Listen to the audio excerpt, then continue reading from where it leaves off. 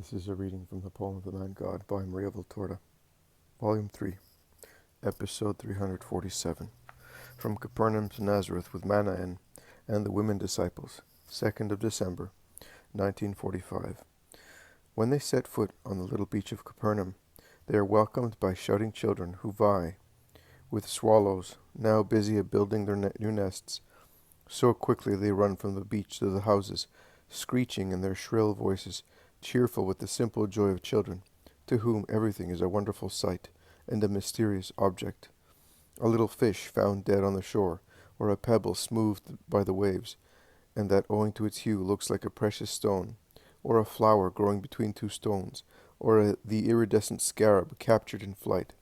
All wonderful things to be shown to their mothers, so that they may take part in the joy of their children.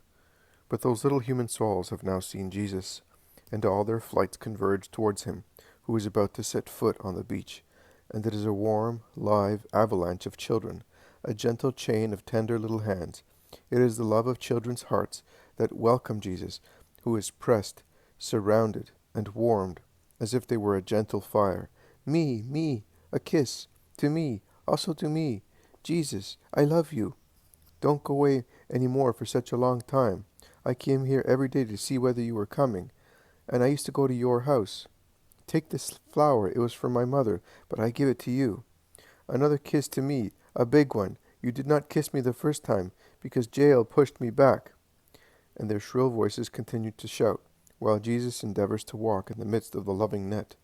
Leave him now, go, that's enough now, shout the apostles and disciples, trying to loosen the press. Not a hope. They are like lianas equipped with suckers. They are detached here, and they adhere there. Leave them. With a little patience we shall get there, says Jesus, smiling, and he takes extraordinarily short steps in order to proceed without treading on the children's bare feet. What frees him from the loving press is the arrival of Manaen with other disciples, among whom are the shepherds who were in Judea. Peace to you, Master, thunders Manaen, who is imposing in his magnificent garment, and no longer wears jewels on his forehead and fingers. A wonderful sword is instead hanging on his side, and it excites the respectful admiration of the children, who, at the sight of the magnificent knight, dressed in purple, and carrying such a marvelous weapon on his side, move aside, obviously frightened. And Jesus can thus embrace him, and Elias, Levi, Matthias, Joseph, John, Simeon, and I do not know how many more. How come you are here, and how did you know that I had landed? We knew by the shouting of the children. They pierced walls like arrows of joy. But I came here thinking that your next trip to Judea is now close at hand, and that also the women will be taking part in it. I want to be there as well, to protect you, my Lord, if I am not too proud in thinking so. There is a great deal of excitement in Israel against you. I regret having to say so, but you are aware of it. And while speaking thus, they reach the house and go in. Manaen continues his speech after the landlord and his wife have worshipped the Master. By now the excitement and interest in you have pervaded every place, rousing and drawing the attention even of the most dull-minded people, who are normally concerned with entirely different matters. The news of what you have worked has passed even through the filthy walls of Machaerus, and has reached the lustful refuges of Herod, that is, his palace in Tiberias, the castles of Herodias, and the splendid royal palace of the Asmoneans, near the Sixtus market. Like a wave of light and power, the news passes through the dark, vile barriers. It demolishes the piles of sins placed as trenches to cover up the foul love affair of the court and its cruel crimes. It darts like an arrow of fire, writing words that are by far graver than those written on the lewd walls of the lewd bedchambers and thrown in banquet halls at Belshazzar's feast. The news shouts your name and power, your nature and your mission, and Herod trembles with fear. Herodias tosses in her bed, fearing that you may be the revenging king who will take her wealth and freedom, if not her very life, leaving her at the mercy of the populace, who will take revenge for her many crimes. They tremble at the court because of you. They tremble with human and superhuman fear, since they cut off John's head. A fire seems to be burning the bowels of his murderers. They do not even enjoy any longer their previous miserable peace, the peace of pigs sated with orgies, who silence their reproachful consciences in drunkenness or in copulation. Nothing can appease them. They are persecuted, and they hate each other. After making love, disgusted with each other, accusing each other of committing a crime that now perturbs them, as it overstepped the limit. Salome, as if she were possessed by a demon, is shaken by such eroticism that would degrade even a slave girl. The royal palace stinks more than a sewer. Herod has asked me about you several times, and every time I always replied to him, as far as I'm concerned, he is the Messiah, the King of Israel, of their unique royal stock, David's. He is the Son of Man foretold by the prophets. He is the Word of God. He, who being the Christ, the anointed of God, has the right to reign over all living beings. And Herod goes pale with fear as he realizes that you are the revenger, and as his courtiers, in order to comfort him, say that you are John, erroneously believed to be dead, thus making him faint with horror, or that you are Elijah, or some other prophet of the past. He fights against his fear, and the cry of his conscience devoured by remorse, saying, "No, he cannot be John. I had John beheaded, and his head is safely kept by Herodias, and he cannot be one of the prophets. One does not live again after dying. Neither can he be the Christ. Who says that he is? Who dares to tell me that he is the king of the unique royal stock? I am the king. Nobody else is. The Messiah was killed by Herod the Great. He was drowned in a sea of blood as soon as he was born.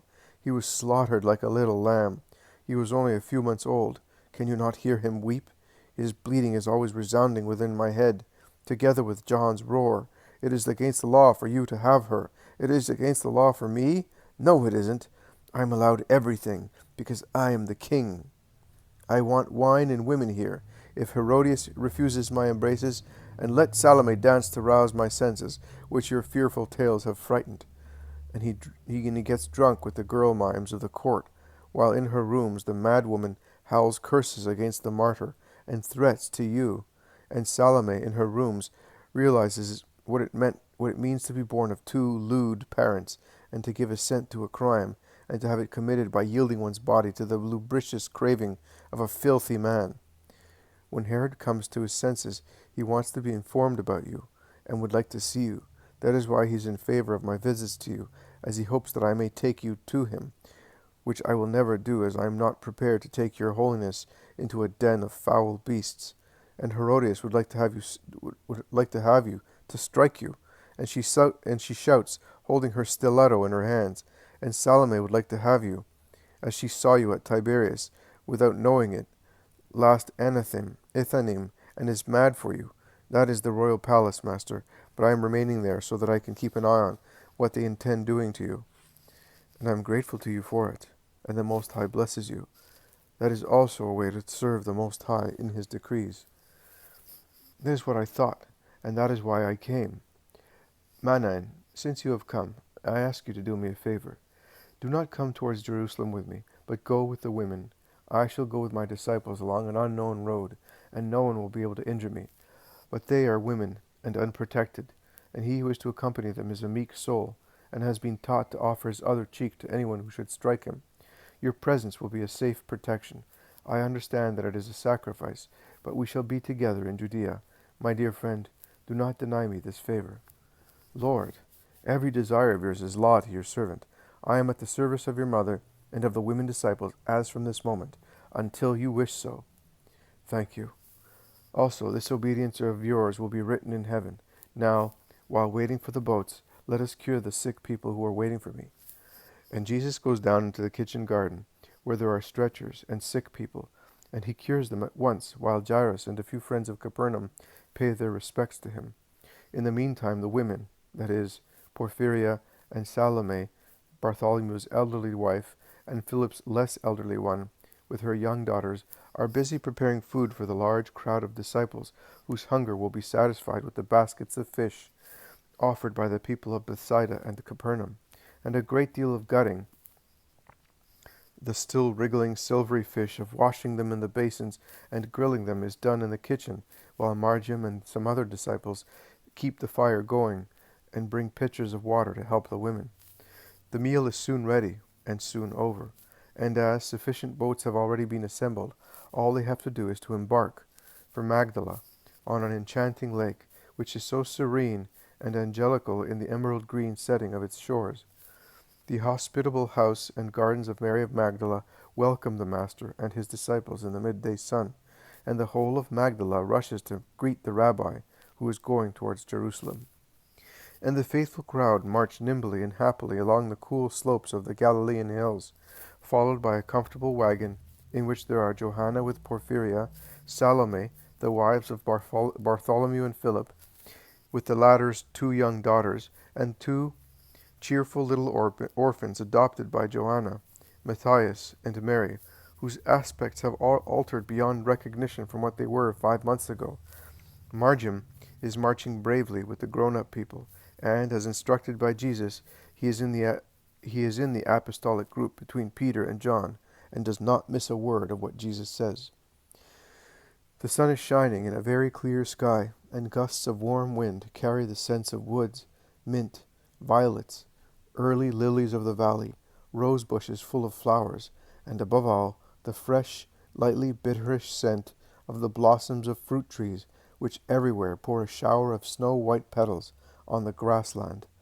They all have petals in their hair while they proceed among the continuous warbling of birds, among enticing songs and anxious calls from one thicket to another, between bold males and demure females, while sheep graze, fat through their maternity, and the first little lambs knock their little muzzles against the round udders to increase the secretion of milk, or they jump about the meadows covered with tender grass, like happy children.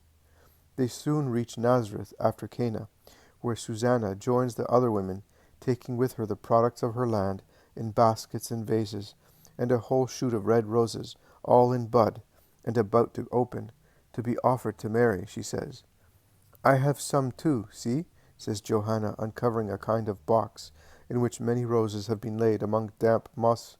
"They are the first and most beautiful ones, but still nothing for her, who is so dear.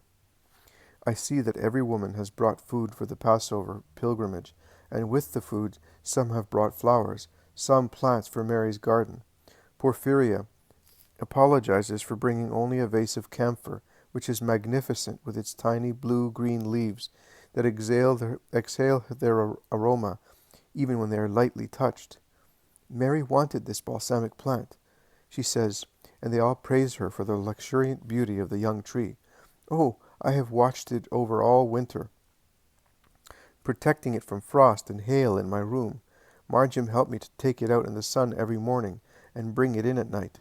And if there had been no boat and no wagon, that dear boy would have loaded it on his shoulder to carry it to Mary, to do her and me a favor," says the humble woman, who takes heart more and more through Johanna's kindness, and who is beside herself with the joy of going to Jerusalem with the Master, her husband, and Margim. "Have you never been there? When my father lived, I used to go every year, but later my mother did not go any more. My brothers would have taken me, but I was a help to my mother, and she would not let me go. Then I married Simon, and my health has not been very good. The journey